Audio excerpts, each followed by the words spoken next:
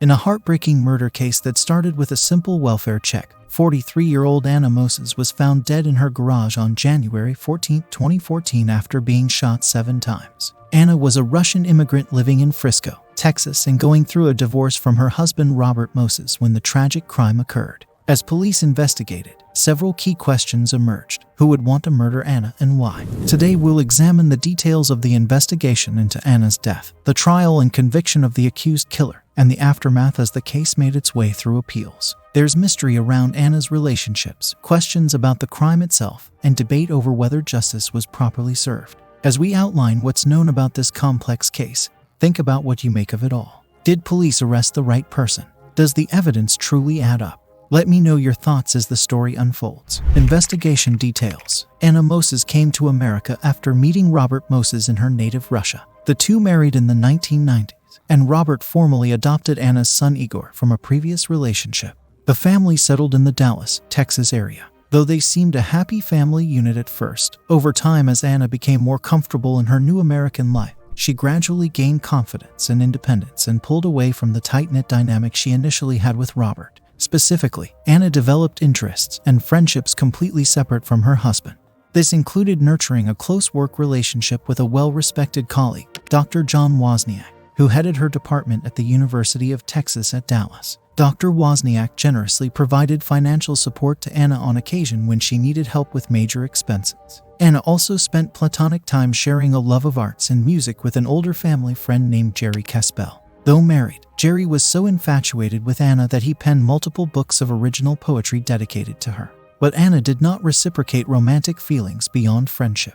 As Anna expanded her autonomy, her husband Robert grew increasingly upset, controlling and abusive over Anna gaining independence. Police reports from a shocking December 2012 incident detail neighbors calling the authorities when Robert allegedly locked Anna in a small closet during a heated dispute, while her 2 small dogs barked incessantly. When police arrived, the volatile situation was wrongly dismissed as a simple mistake. But Anna's close friend Dr. Jaron Christian testified that Anna confided she felt Robert might seriously harm or kill her that night. Surprisingly though, when Anna and Robert's contentious marriage finally ended in an official divorce March 2013, the split seemed relatively smooth and amicable on the surface. As part of the settlement, Anna kept sole ownership of the valuable family home she and Robert had shared. Robert temporarily moved into a modest rental residence with 3 other divorced men around his age. The couple's only son Igor, then 19 years old, remained extremely close with both of his parents, frequently visiting each of them in their new separate homes. Shockingly, in the months following her divorce, Anna did not openly express ongoing fear or anxiety related to her ex-husband Robert to her wider social circle of close friends. Neither did she speak negatively about him nor limit his access to herself or their son.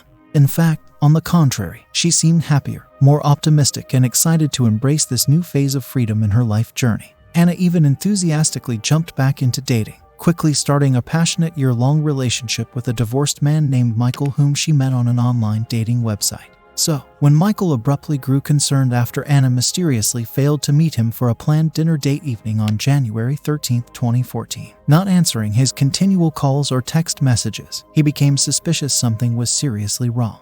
Anna was extremely punctual and reliable anytime they made plans to see each other. After making multiple unsuccessful attempts well into the evening to try reaching Anna at her home, an increasingly frantic Michael took the initiative to request police do a welfare check at Anna's residence. Tragically, that is when local law enforcement arrived to discover Anna deceased lying on the cold cement floor inside her home garage, shockingly shot 7 times with her purse still next to her body and money scattered around. Questioned by homicide detectives, Anna's ex-husband Robert volunteered that he had supposedly been at a local bar the entire prior night on January 13th watching sports before going home. Robert claimed he had not encountered Anna in well over a week. Police quickly secured video surveillance footage from the bar Robert cited, which did appear to validate his stated alibi timeline.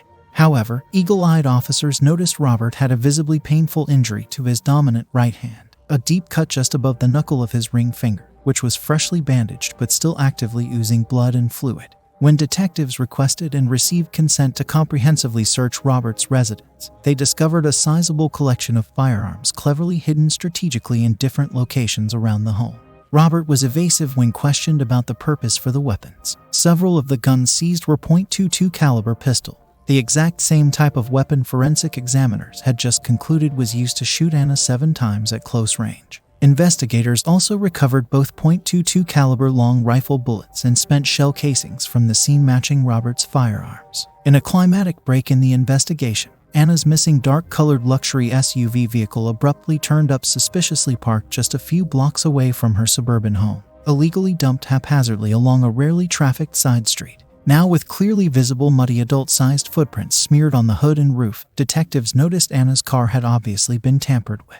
Crime scene forensics teams recovered blood residue samples from both the driver's seat headrest and the hard plastic steering wheel that laboratory DNA analysis proved matched Robert's unique genetic profile. Initially confrontational when questioned again about Anna's car and the origin of the bloodstains that linked him, Robert stubbornly continued sticking to varying stories to try denying being inside Anna's vehicle recently or having any knowledge of its whereabouts. But forensic clues ultimately triumphed over deception. Paint scratch particles embedded in the dirty tread marks of Robert's shoes matched unique automotive paint used on parts of Anna's car model.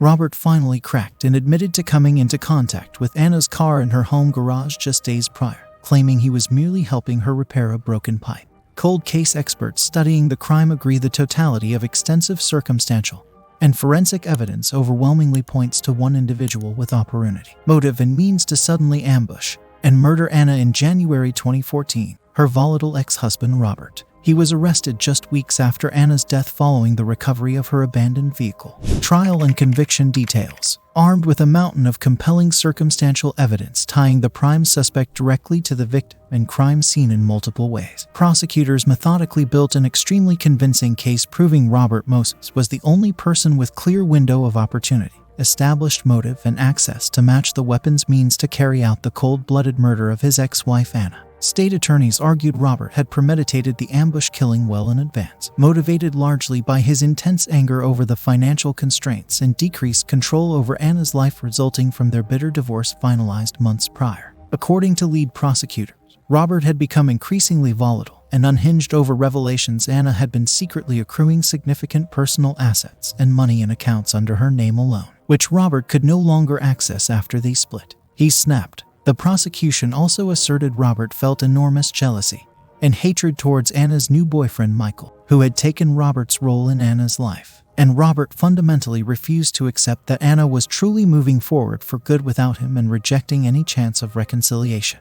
At trial, the state relied heavily on substantiating the exact timeline of events as they unfolded surrounding Anna Moses's disappearance and murder on January 13, 2014, painfully piecing together the critical last hours she was seen alive. The foundation of the DA's case was predicated upon conclusive security camera video establishing Anna safely left her office building working late that evening around 5:45 p.m., stopping to pick up fast food takeout on her normal direct route home. Based on food digestion autopsy evidence and prevailing traffic patterns, investigators determined Anna likely arrived back at her residential house moments later at approximately 5:50 p.m. as expected, just 5 minutes before neighbors heard the initial disturbing gunshots ring out. Multiple eyewitnesses also presented testimony on the stand corroborating when Anna's dark SUV was first observed parked haphazardly near her home. Neighbors confirmed her vehicle definitely had not been on the isolated side street during daylight hour, but they started noticing it sitting partially up on the curb late night sometime after 6 p.m. This corroborated timing suggested someone connected to the homicide deliberately concealed Anna's car hastily on a random street corner more than an hour after she originally arrived home, clearly hoping to disguise its location temporarily to buy extra getaway time well after the estimated 5:50 to 5:55 p.m. window when Anna was ambushed entering her garage. Prosecutors also methodically eliminated beyond reasonable doubt all other potential known men in Anna's sphere who could have conceivably committed the brutal acts against her. Airtight electronic records of GPS device data, timestamped surveillance videos, eyewitness accounts, and cell phone pings collectively accounted the movements and whereabouts of both Anna's work friend Dr. Wozniak and closest family friend Jerry Caspell during the entire evening. Neither man was anywhere near the murder. Meanwhile, only prime suspect Robert Moses provided extremely vague verbal statements claiming he was apparently lounging alone inside a crowded bar nonchalantly watching sports all evening, conveniently with no actual witnesses who could firmly establish seeing him there near time of death or confirm his exit time.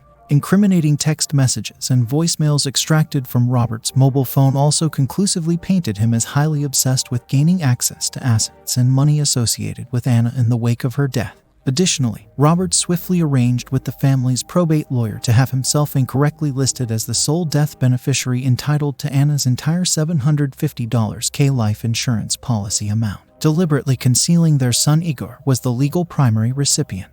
And Robert immediately moved himself into Anna's valuable home just 2 weeks after her murder, falsely claiming the purpose was guiding then 19-year-old Igor to take over household financial affairs. In reality, Igor was completely capable of independently managing bills and expenses without assistance. So, without those inheritance dollars under his direct control as Robert intended, he instead manipulated the grieving teenager Igor into handing over access to lingering savings and money market accounts held by Anna.